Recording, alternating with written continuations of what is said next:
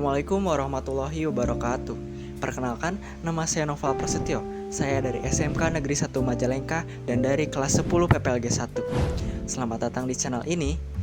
Dan di video pertama saya akan membahas tentang logika dan algoritma beserta cara penulisannya, yaitu pseudocode dan flowchart. Namun sebelumnya mohon maaf jika di video ini terdapat noise di audionya. Tanpa berlama-lama lagi, mari kita bahas apa itu logika dan algoritma.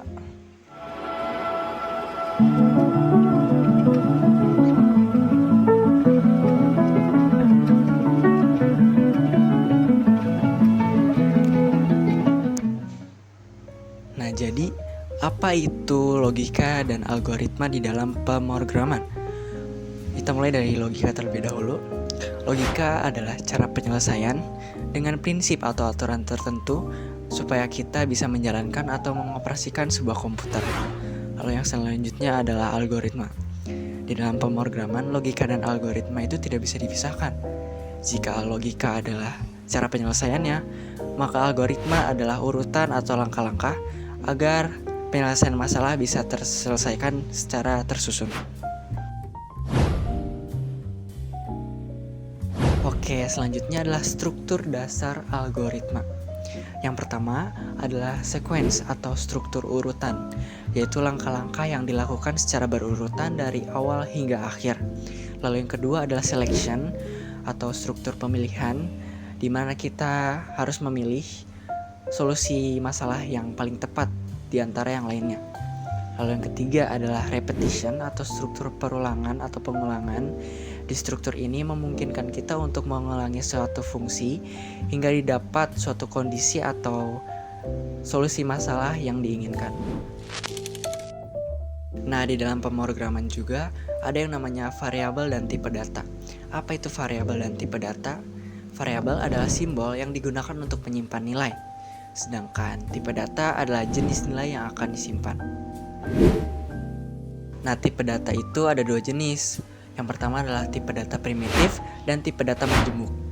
Yang pertama adalah tipe data primitif yang berisi integer, yaitu bilangan bulat seperti contohnya 10, 100, 1000. Lalu yang kedua adalah float yang berisi bilangan pecahan atau bilangan yang ada komanya, contoh 1,5, 1,3, 3,14. Lalu yang ketiga adalah char. Ini berisi hanya satu karakter, contohnya A, B, dan C. Lalu yang keempat adalah string. String ini berisi kata atau deretan kalimat, contohnya mungkin seperti logika dan algoritma. Lalu yang kelima, yang terakhir adalah boolean. Dan di tipe data ini hanya berisi dua nilai, yaitu true dan false. Dan yang selanjutnya adalah tipe data majemuk. Kita ambil contoh array. Array adalah tipe data yang bisa mencakup banyak isi di dalam satu variabel. Seperti contohnya tas kita. Kita bisa mengisinya dengan buku, buku paket, tempat pensil, dan lain-lain. Nah, algoritma juga memiliki beberapa jenis. Di antaranya yang pertama adalah percabangan. Percabangan adalah algoritma yang dapat digunakan untuk memilih atau melanjutkan salah satu perintah dari beberapa perintah yang sudah ada sebelumnya. Lalu yang kedua adalah perulangan. Perulangan adalah proses di mana kita dapat mengulang satu atau beberapa perintah tanpa henti selama kondisi yang kita jadikan sebagai acuan itu terpenuhi. Lalu yang terakhir adalah rekursif, yakni metode pemecahan masalah yang menggunakan dirinya sendiri untuk menyelesaikan masalah. Oke, tadi kita sudah bahas nih dari yang mulai awal, yaitu pengenalan logika dan algoritma, lalu lanjut ke struktur dasar algoritma, dan lanjut lagi ke variabel dan tipe data, dan yang terakhir adalah jenis algoritma. Dan sekarang kita bakal bahas cara penulisan algoritma berupa pseudocode dan flowchart. Dan saya akan membahas pseudocode dan flowchart itu di presentasi yang sudah saya buat. Silakan kalian simak dan pahami. Baik, sekarang saya akan membahas apa itu pseudocode dan flowchart. Di sini saya akan membahas menggunakan presentasi yang sudah saya buat. Lalu nanti saya akan buatkan contoh sederhana dari masing-masing cara penulisan, yaitu pseudocode dan flowchart. Kita lanjut ke apa itu pseudocode. Pseudocode adalah cara penulisan algoritma yang menyerupai bahasa pemrograman tingkat tinggi. Pseudocode berisi deskripsi dari algoritma pemrograman komputer yang menggunakan struktur sederhana dari beberapa bahasa pemrograman. Tetapi bahasa tersebut hanya ditujukan agar dapat dibaca oleh manusia, sehingga pseudocode tidak dapat dipahami oleh komputer. Supaya notasi pseudocode bisa dipahami oleh komputer, maka harus diterjemahkan terlebih dahulu menjadi sintaks bahasa pemrograman komputer tertentu. Dan sekarang mari kita lihat contoh pseudocode sederhana yang sudah saya buat. Oke, sekarang saya akan membuat contoh pseudocode sederhana. Sebelumnya, format penulisan pseudocode itu ada judul yang berisi judul dari algoritma. Yang kedua adalah deskripsi yang berisi deklarasi variabel atau konstanta, dan yang ketiga adalah implementasi yang berisi inti dari algoritma tersebut. Kita mulai dari judul terlebih dahulu. Untuk judul kita tulis algoritmanya apa. Contoh menghitung luas lapangan sepak bola. Jadi kita tulis dulu program luas lapangan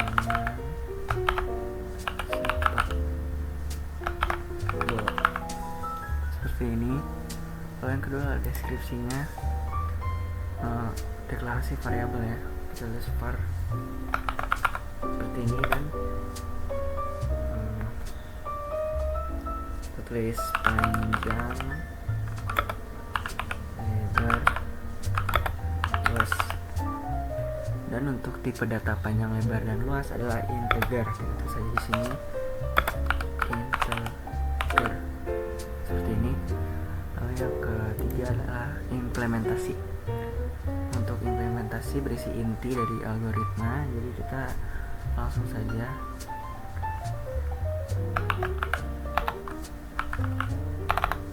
panjang dengan contoh 100,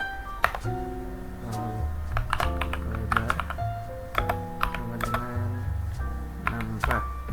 Nah, untuk luas, karena luas itu adalah panjang dikali lebar, berarti kita penulisannya seperti ini.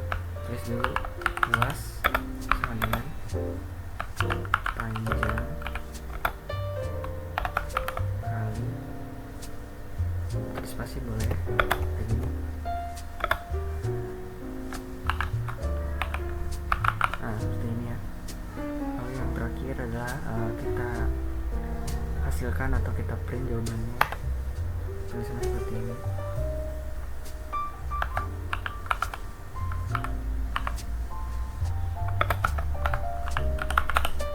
Oke, ini sudah jadi ya. Ini adalah contoh pseudocode sederhana yang sangat mudah.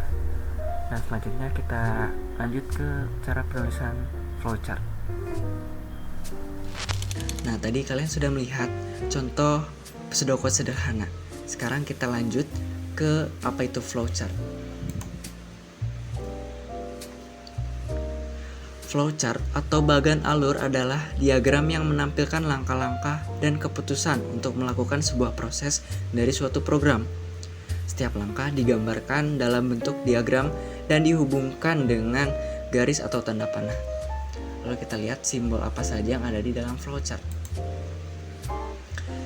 Yang pertama adalah terminator, menggambarkan kegiatan awal atau akhir dari suatu proses. Lalu yang kedua adalah proses, menggambarkan suatu proses. Yang ketiga adalah data, menggambarkan kegiatan masukan atau keluaran yang dihasilkan di input atau outputnya.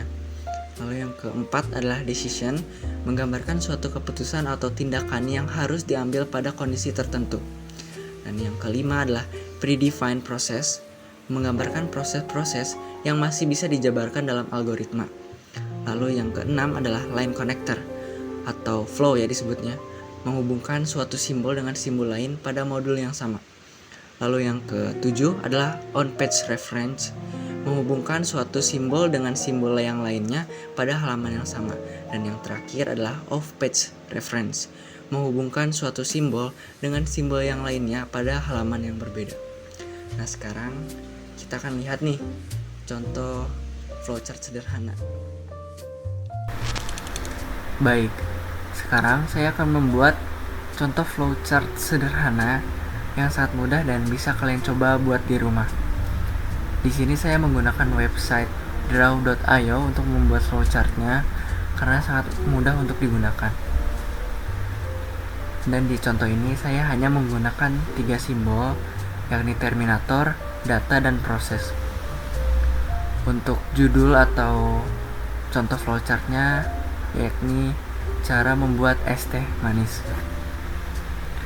Yang pertama, kita tambahkan dulu simbol terminator.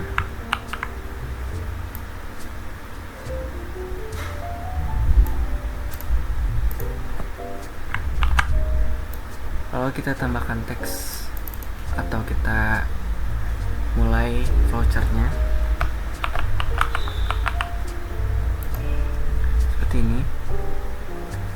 Lalu yang kedua, kita mungkin tambahkan teh.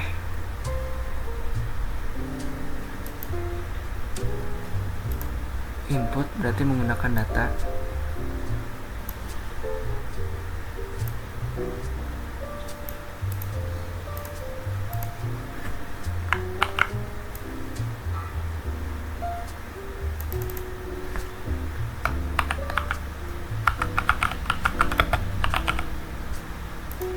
Tambahkan teh.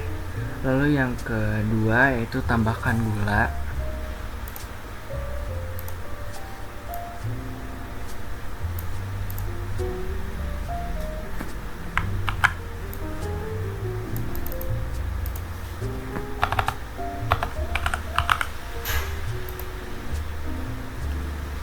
Lalu yang ketiga adalah tambahkan air panas.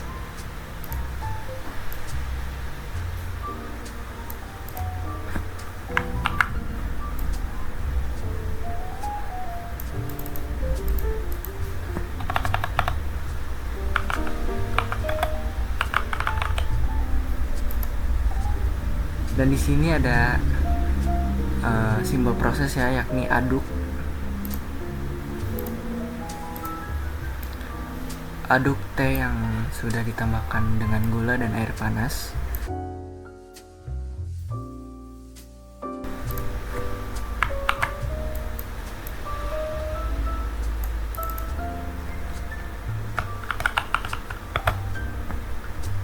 Oke, seperti ini. Lalu input yang terakhir ya, ini tambahkan es batu. Input atau simbol data.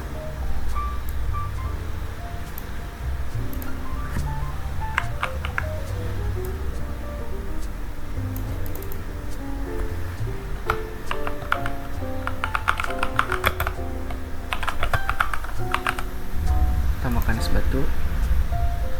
Dan outputnya atau hasil dari flowchart ini adalah teh manis dingin. Kita tambahkan lagi simbol data.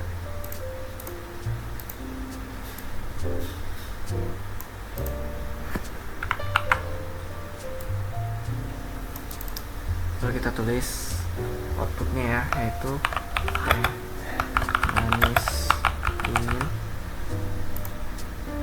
Dan setelah sudah selesai, kita akhiri flowchart ini dengan simbol terminator.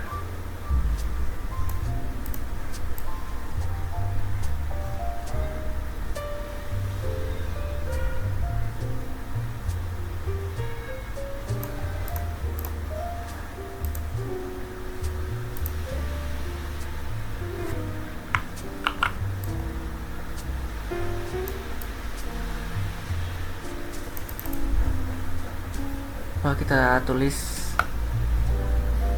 end atau selesai. Dan ini dia sudah jadi contoh flowchart yang sangat mudah dan simple.